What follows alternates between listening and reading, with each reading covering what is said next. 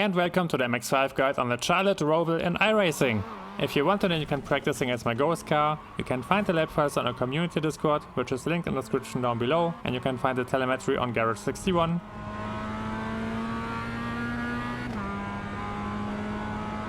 Get close to the wall and use the 100 meter board as marker for braking. When you reach it, then you want to gently touch the brakes, stay in third gear and aim for a smooth line. Attack the throttle, and ideally you also want to attack the red part of the curb. When you hit it, it will throw your car a bit around, which gives you an easier time to turn the car through the first two turns. Stay on the throttle and aim for a tight run around the inside wall. You don't need to be afraid to lose the car. After a few practice runs, you will realize that it feels very natural to get close to the wall here, so just trust your guts and go for it. Push the car to the left edge of the track, and when you reach this pathway on the side, then you want to start turning in and point the car towards the upcoming inside curb. Get off the throttle when you reach the bridge and focus all your attention on hitting a smooth line. In this turn it's important that you don't overdo it on the pedals. You want to use the momentum of the car to carry you into the turn and out. So as you can see it on the bottom left, I'm maintaining a very soft touch on the brakes to control my speed and guide the car on a smooth line into the turn. Manually blip into second gear as you let the car swing to the left edge of the track, and from this point on you want to be patient, wait for the car to turn, and step on the throttle once you know that you will make the exit. My exit here is not perfect. Ideally you want to hit the red and white part of the curb. It's not that big of a deal, it cost me only about 1.5 tenths, but still, you want to try to aim for the curb and hit a tighter line. The Charlotte Roval has special track limits, which allow you to drive over the double white line here. In a nutshell, driving over the white line is permitted, as long as you are not driving below the double white line in the high banked turns of the oval, but we come later to that exception of the rule. For now, all you need to know is that as long as you are not in one of the banked turns, you are free to cross the double white line.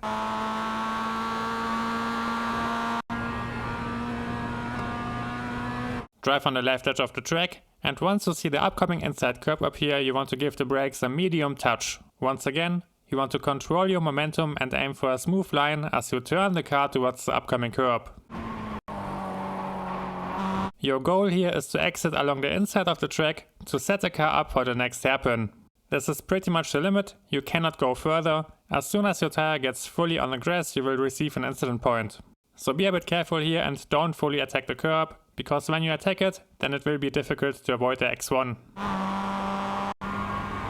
Stick to the right edge of the track and hit the brakes when the sign on the left side disappears from your screen.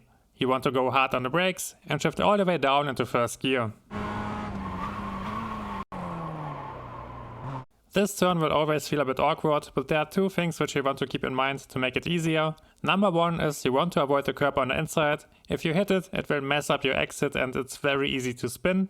And number two, you want to be careful and listen to your car while you engage the throttle. If you feel like your rear hasn't fully settled in and is a bit slidey, then you want to engage the throttle a bit more carefully.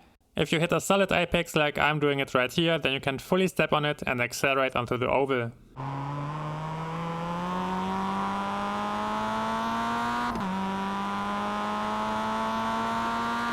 And there's a cheat code for this one. By driving with two wheels below the double white line, you will gain up to 4 tenths in both oval turns. Yes, I can hear you. But Crex, you said you aren't allowed to drive below the double white line on the oval. I know, and I've actually reached out to iRacing about it, and their initial answer was that it should be fine as long as you are not driving with all 4 wheels below the double white line. They wanted to bounce it to their regulations team internally and follow up with more details, which I haven't received yet at the time of editing this video. But should something change and should this become illegal, then you will find a pinned comment below with all explanations, and I will also post something on Discord about it. To get the most out of this trick, you want to keep driving with 2 wheels on the apron until the banking of the turn ends and you reach the short straight. Before the next chicane, you want to position the car close to the wall and hit the brakes shortly after you pass the 400 meter board. You want to go hard on the brakes and shift down into second gear.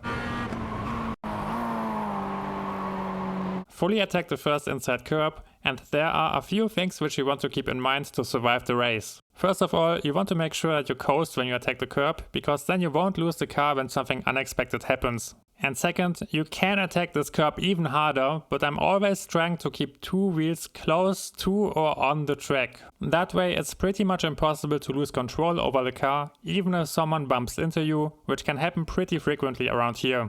So coast when you attack the curb, and keep two wheels on the track to hit consistent lap times.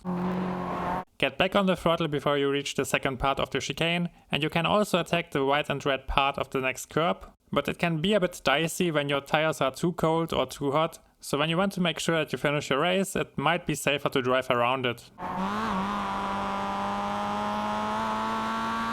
Once again, to remind you of the rules, you only need to respect the double white line in the oval turns, and the next oval turn starts after the white line right here, which means that you can cut this whole section.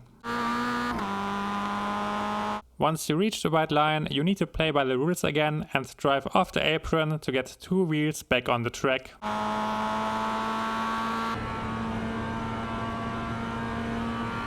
Position your car on the left edge of the track for the last chicane, and I'm using this dirty spot in the grass as marker for braking. Hit the brakes shortly before you reach it and shift down into second gear.